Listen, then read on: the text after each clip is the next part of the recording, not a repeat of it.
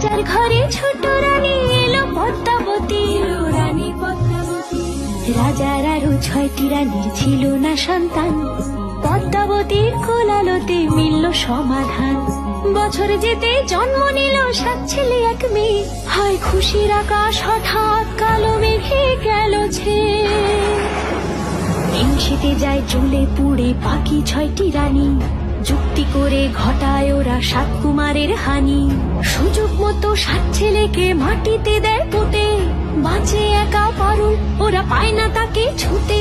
ধাইমা বাজায় সেই মেয়েকে বড় করে তোলে, 7 ভাইকে পায় যে পারুল 7টে চাপা ফুলে। এত কিছুর পরেও রাজার বিপদ যে কাটে না, সূর্য নগরে সুখের সূর্য আর ওঠে না।